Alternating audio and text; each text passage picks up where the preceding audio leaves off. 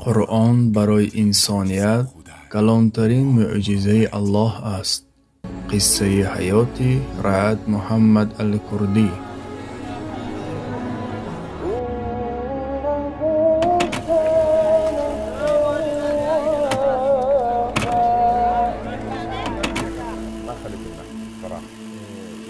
بسم الله الرحمن الرحيم.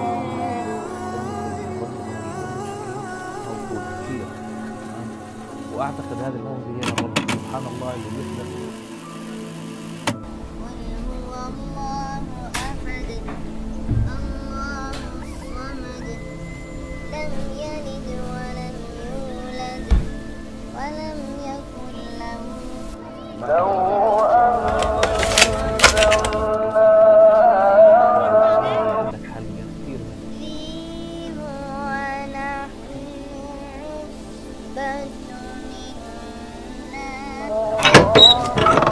السلام علیکم و علیکم السلام. و من کسیته آوازی عبدالباسط را می دادید. التماس خوب شده است به جان و دل.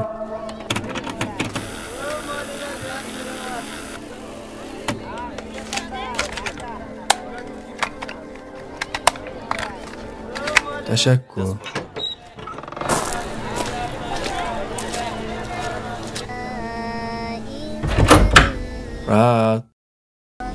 رعد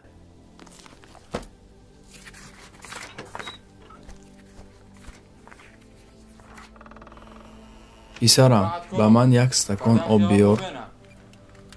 من برای شما تحفه مخصوصی آوردم. حافظ قرآن کریم عبدالباسط. این آب داده. رحمت پسرم. من این تحفه را به شما امید دارم. این قاری مشهور عبدالباسط. باوری دارم که این برای شما مقبول می شود. و آواز زیبا دارد. پسرم فقط گوش کنید. باوری دارم که این برای شما مقبول می شود. رحمت داده.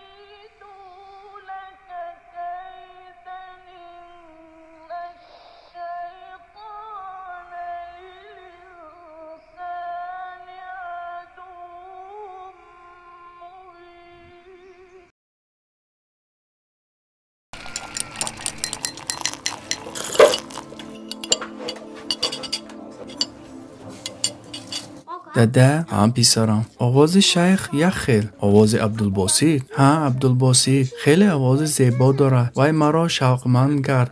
در دکان صورتی وای هست. من روی وای را دیدن میخوام. شما دیدید همین طور نه؟ هم پسرم من وای را دیدم. بله هم چی ببینی؟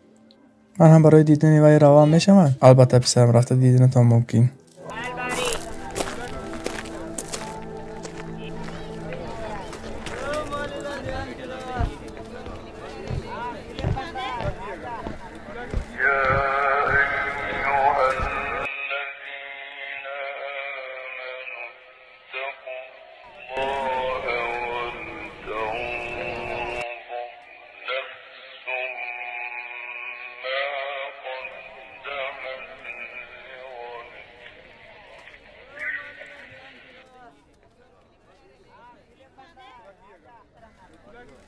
خوش آمدید.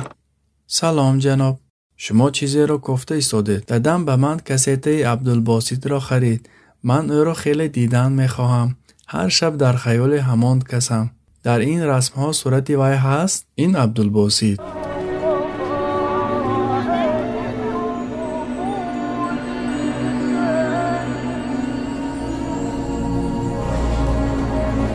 این رسم وی است. رحمت نمی‌ارزد.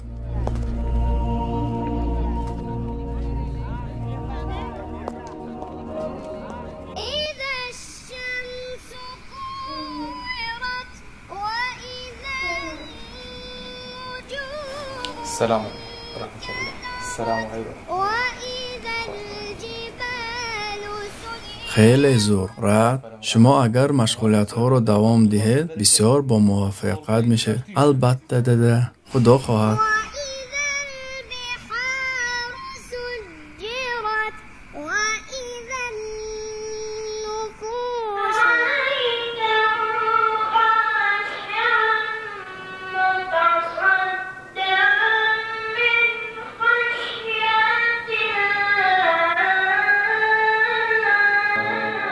لرأيته خاشعا متصدعا من خشية الله وتلك الأمثال نضربها للناس لعلهم يتفكرون هو الله الذي لا إله إلا هو عالم الغيب والشهادة هو الرحمن الرحيم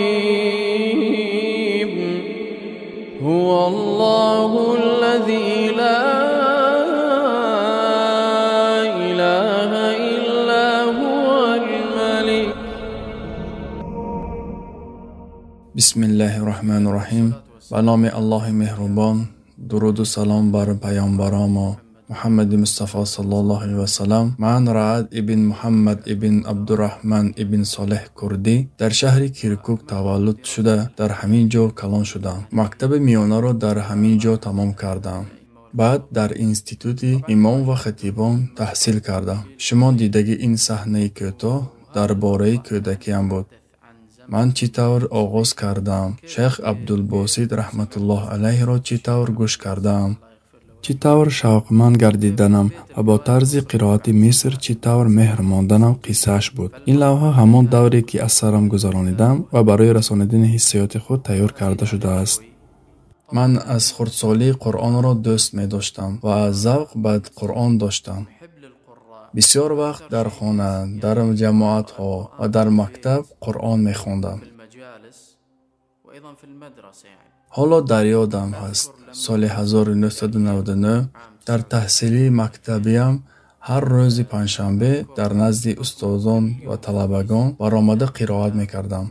شیخ عبدالباسط را تقلید می کردم و در مسابقه قرآن اشتراک می کردم. همین طور دوام دادم و سال 2007 در یکی از مسجدهای محله امام تعیین شدم. یکم نماز امامیم در دهه آخر رمضان بود. همون زمان در سن 16 بودم و این برای من تجربه نو بود.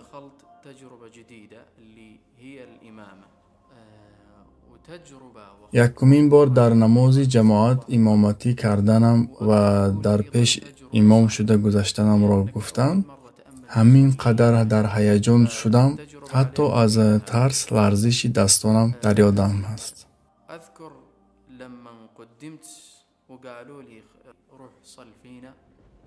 در درون مسجد مسافه بین منبر و محراب 10-15 متر بود. اما این مسافه در حالت هیجان بودنم خیلی دور نمید.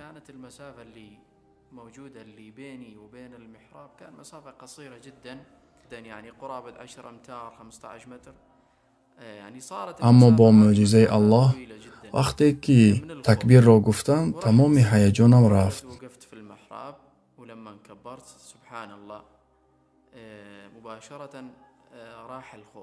در رکعت اول سوره فاتحه را بعداً سوره رعد را خواندم.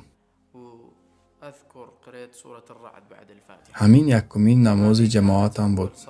الله این عملم را قبول کند و سعادتمندی این دنیا و آخرت را نصیب گرداند.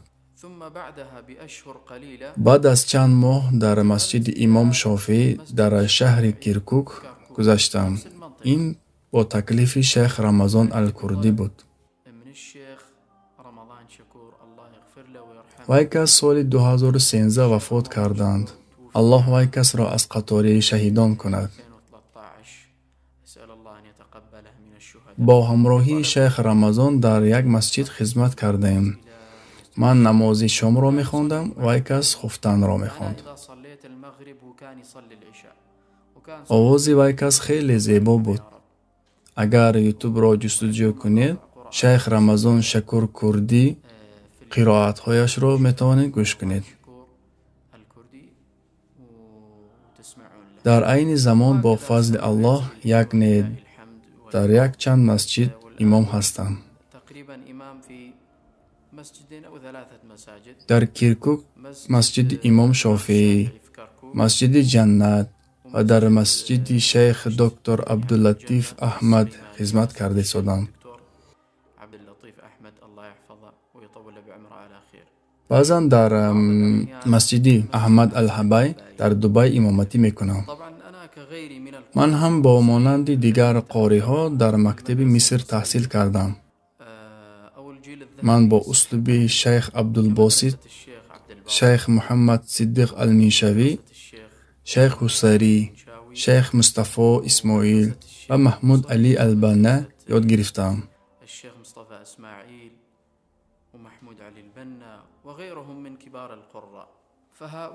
هر یک قاری که با دانستن تمام قاعده های تجوید و نظارت آواز، این یکی از تاثیر استادان عالی می باشد.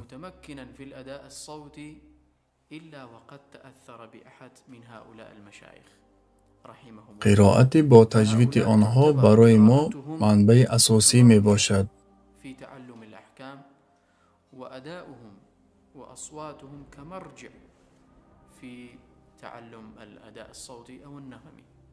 من هم در اول از اسلوب شیخ عبدالباسط آموخته شیخ منشوی و تقلید دیگر قاری ها را گذشتم.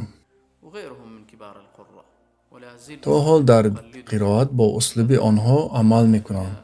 مثلا اسلوب ترتیل شیخ منشوی را برای خود مست کرده خوانم.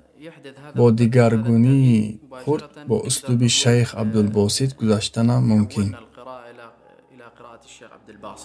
ولا تحسبن الله غافلا عما يعمل الظالمون إنما يؤخرهم ليوم تشخص فيه الأبصار مهطعين مقنعي رؤوسهم لا يرتد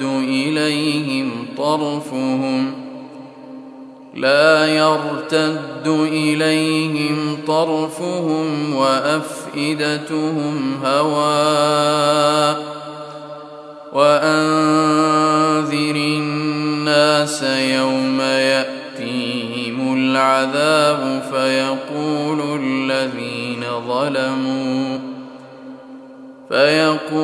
الذين ظلموا ربنا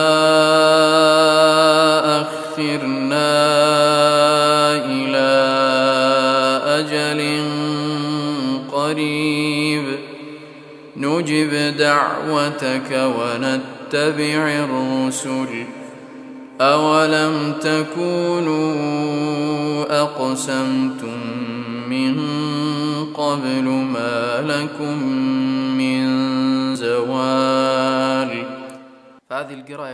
در این اسلوب قرائتم من شیخ منشوی را تقلید کردم و با تغییرات خود این اسلوب به شیخ عبدالباسط گذشتنش ممکن. وسكنتم في مساكن الذين ظلموا أنفسهم وتبين لكم كيف فعلنا بهم وضربنا لكم الأمثال وقد مكروا مكرهم وعند الله مكرهم وإن كان مكرهم لتزول منه الجبال فلا تحسبن الله مخلف وعده رسله إن الله عزيز ذو انتقام يوم تبدل الأرض غير الأرض والسماوات وبرزوا لله الواحد القهار وترى المجرمين يومئذ مقرنين في الأصفاد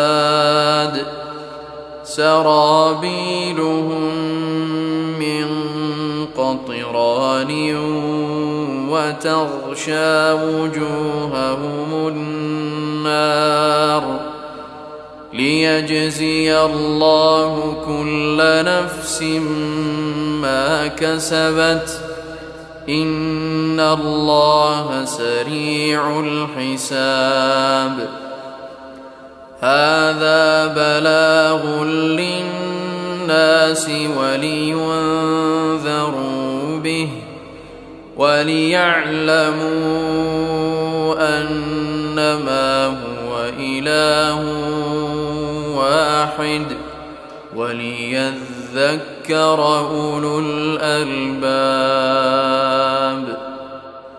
اما بالنسبه لقراء درباره قاری‌های زمانه گپ زدنی باشم، من هر خیل آوازی فورم خوش رو قرائت ها رو دوست می‌دارم. انا ما عندي قارئ يعني استمر عليه في الاستماع بل عندي لیکن یک قاری رو دائم گوش میکنم گفته نمیتوانم.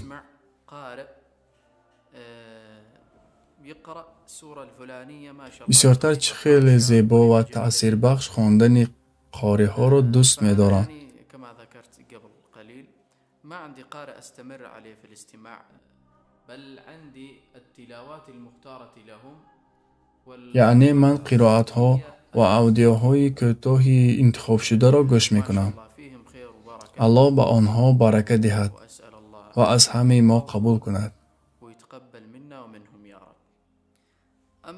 در مقام ها باشد من آنها را یاد گرفتگی هستم، چون که در قرائت قرآن یکی از عامل های اساسی می حسابم.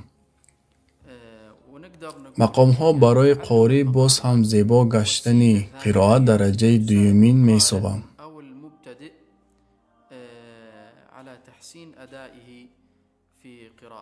بسیار قاری ها نام های مقام ها را هم نمی دانستند یا اینکه آنها را همچو صفت درس یاد نگرفتند.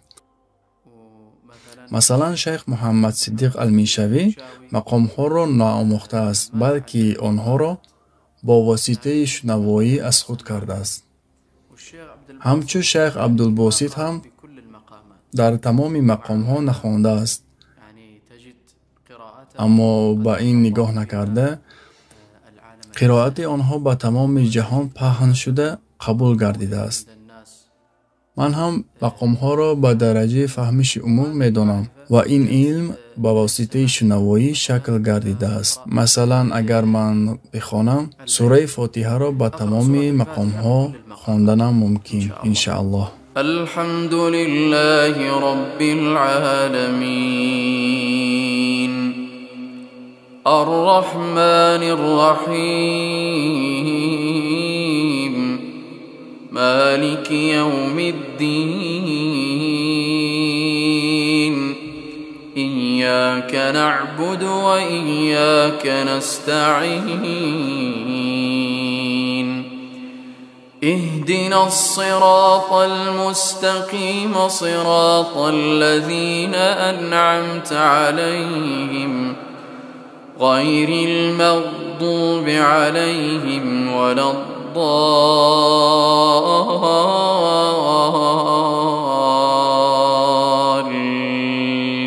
الضالين. مثلا اگر در مقام نخوت خوانیم الحمد لله رب العالمين الرحمن الرحيم مالك يوم الدين إياك نعبد وإياك نستعين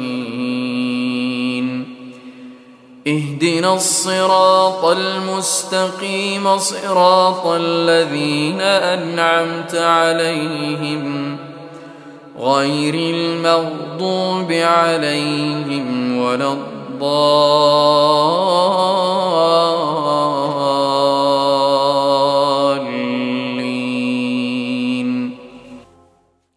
این مقام نخوت می باشد. اکنون سیگه.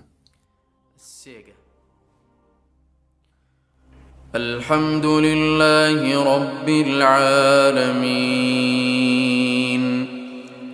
الرحمن الرحيم مالك يوم الدين إياك نعبد وإياك نستعين اهدنا الصراط المستقيم صراط الذين أنعمت عليهم غير المغضوب عليهم ولا الضالين.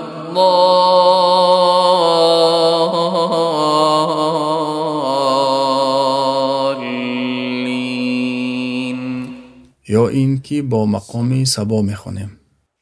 الحمد لله رب العالمين الرحمن الرحيم مالك يوم الدين إياك نعبد وإياك نستعين اهدنا الصراط المستقيم صراط الذين أنعمت عليهم غير المغضوب عليهم ولا الضالين.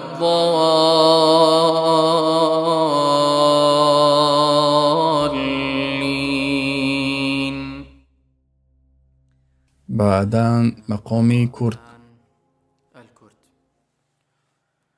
الحمد لله رب العالمين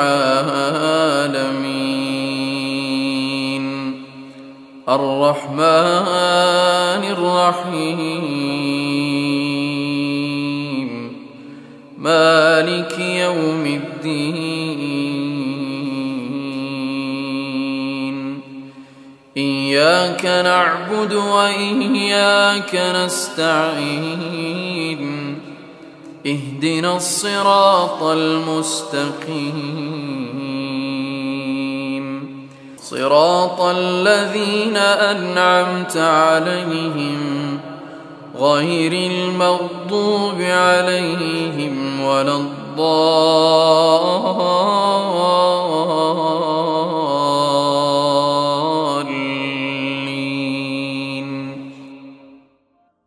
والآن نقرأ مقام اکنون مقام حجاز. الحمد لله رب العالمين الرحمن الرحيم مالك يوم الدين إياك نعبد وإياك نستعين اهدنا الصراط المستقيم صراط الذين أنعمت عليهم غير المغضوب عليهم ولا الضالين.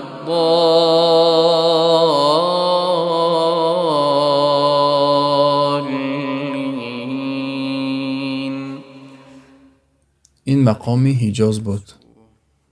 اکنون با مقام راست میخوانیم. الحمد لله رب العالمين الرحمن الرحيم مالك يوم الدين إياك نعبد وإياك نستعين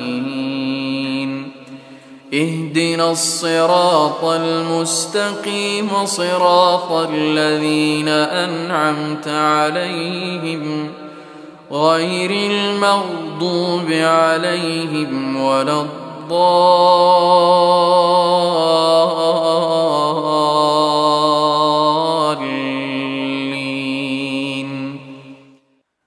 و با مقام عجم میخوانیم.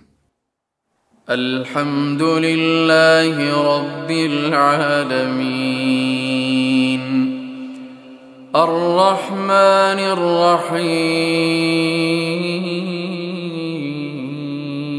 الرحيم مالك يوم الدين إياك نعبد وإياك نستعين اهدنا الصراط المستقيم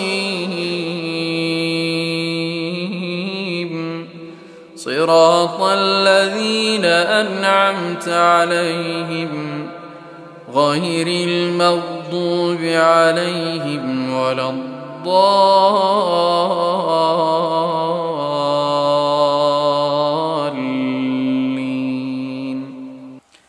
وأكثر قراءاتي أغلبها من در عادت با 3 مقام قرائت میکنم. تقريبا أقدر أقول مقامين أو 3 مقامات اللي هو در اول بیات، بعد کرد و با مقام سیگه. ثم السيغ.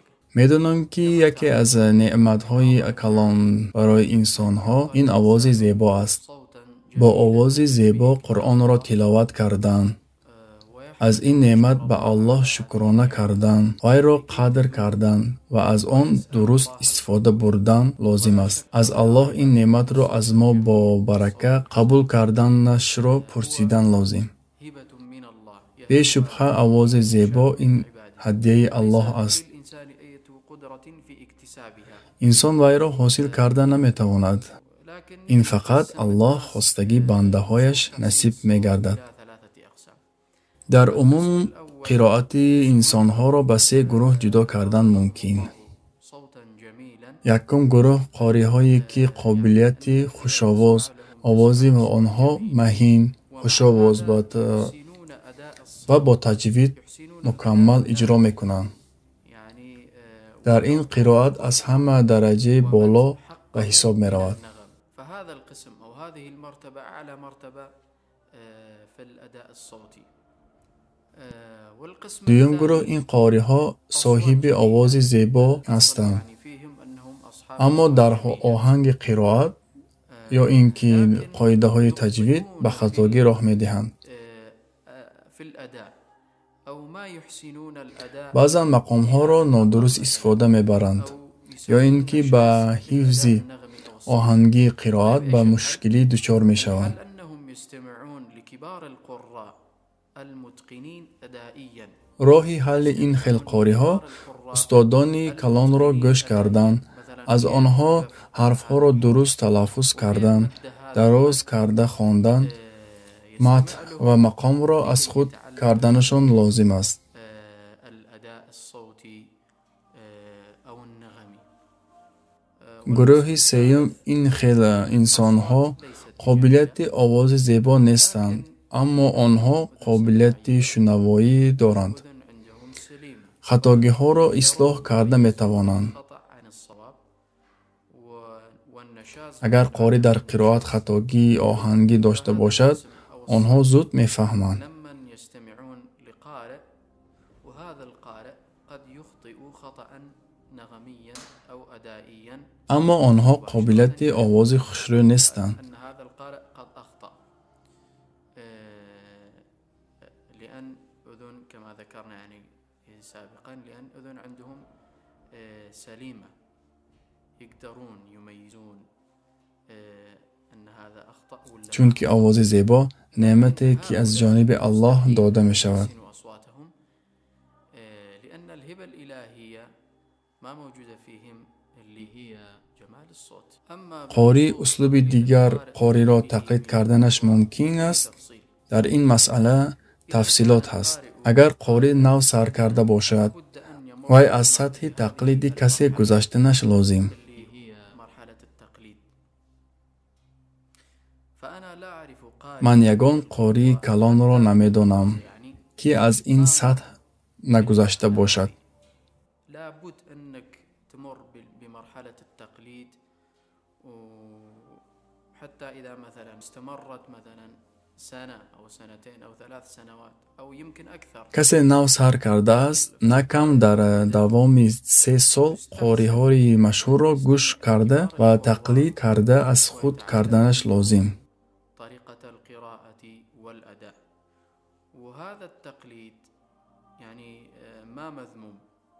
این مشکل نیست، برعکس از همه اسلوبی آسان یاد گرفتن قرائت می باشد. كثيرا لكي تتعلم طريقة القراءة لكي قاری باید برای خود اسلوبی خاص مهیا کردنش لازم. أما ما بعد التقليد مثلا أنك استمريت في التقليد مثلا خلينا نقول قاری حقیقی که از بعد هذا دیگران فرق می کند يكون أو باید اسلوب خود را داشته باشد. مستقلة لكي تكون قارئا متميزا يجب أن تكون لك طريقة مستقلة ما تقلد غيرك من القراء. والطريقة این چطور حاصل می شود؟ با بسیار قاری ها را گوش کرده جهت های نغز آنها را از خود کردنش حاصل می شود. الطريقة المستقلة لك هي أن يعني تستمع لعدة قراء، تستمع لعدة مثلا شیخ عبدالباسط چگونه با مقام حجاز خواندنش را گوش کردند، بعد شیخ محمد صدیق المنشوی را با قرائت دیگر مقام گوش کردند. استمع له، واستمع للشيخ محمد صديق المنشاوي مقام ثاني غير اللي كنت بعدا اسلوب شیخ مصطفی اسماعیل را از خود کردند. مصطفى اسماعيل مقام ثالث يعني، وهكذا. واجي اجمع همین طور هر گونه اسلوب قاری ها را گوش کرده برای قرائت خود المنت ها را جمع نموده اسلوب خود را پیدا کردنش ممکن. وهكذا. فالتقليد ما اینک تقلید کردن ضرر ندارد، برعکس مهم می باشد. اما فقط با تقلید ماندن هم درست نیست. يجب أن تسعى لكي تكون در آخر قاری نغز برای خود آواز خوب و اسلوب خاص مهیا کردنش ممکن. بعد توفيق الله. من أهم الأشياء برای قاری حقیقی شدن از همه مهمترش از برای الله با اخلاص تلاوت کردن است. قرائت شما فقط برای راضی الله بودنش شرط. وأن تنوي بقراءتك هذه وجه الله ورضا الله. برای از وسوسه های شیطان دور شدن از الله طلب یاردن پرسیدن لازم است. بل يجب على القارئ وعلى الإنسان أن يخلص لله ويرجو رحمته وثوابه. بعد قرائت شما در نزد الله قبول می شود.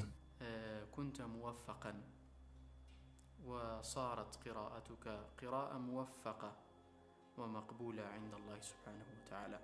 باز یکی از عامل‌های مهم قرآن را از خود کردن و دائما تکرار کردن است. للحفظ والمراجعة. قاری از استاد خود تلفظ و علمی تجوید را گرفته برای اجازه و سند دائما و نزد استاد خود رفتنش حتمی است. الحفظ وأكملت أحكام التلاوة والتجويد، فلا بد أن تقرأ على شيخ الختمة الكاملة وتأخذ منه السند. یکی از عامل‌های مهم این آواز زیبا می باشد. برای این باور به خود و تجربه مهم می باشد. برای قاری حقیقی شدن фақат овози зебо ва таҷвидро мукаммал донистан қатъӣ не, балки аз барои Аллоҳ бо ихлос тиловат кардан ҳам муҳим аст. барои ҳамин ҳар як қори аз Аллоҳ ихлос ва барака пурсиданаш ва боз ҳам барои қироати зебои худ услуби qoриҳои калонро гӯш карданаш ва барои худ қироати хос пайдо карданаш ҳаракат карданаш лозим аст. қироат ин санъати оддӣ не, балки Қуръонро бо вуҷуд хондан ва ба Аллоҳ наздик шудан ин аз ҳама роҳи бузург аст. ҳар як инсоне ки ба ин роҳ меравад бояд аз болои худ кор карданаш, илм гирифтанро давом доданаш ва Қуръонро бо мукаммал хонданаш бояд ҳаю кӯшиш кунад. Аллоҳ таоло ин ҳаракатҳои мову шуморо қабул кунад. моро аз бандаҳои Қуръонро дуруст мефаҳмидагӣ ва ба он амал мекардагӣ ва онро зебо мехондагӣ кунад. آمين. ما أصاب من مصيبة إلا بإذن الله ومن يؤمن بالله يهد قلبه والله بكل شيء عليم وأطيعوا الله وأطيعوا الرسول فإن توليتم فإنما على رسولنا البلاغ المبين الله لا إله إلا هو وعلى الله فليتوكل المؤمنون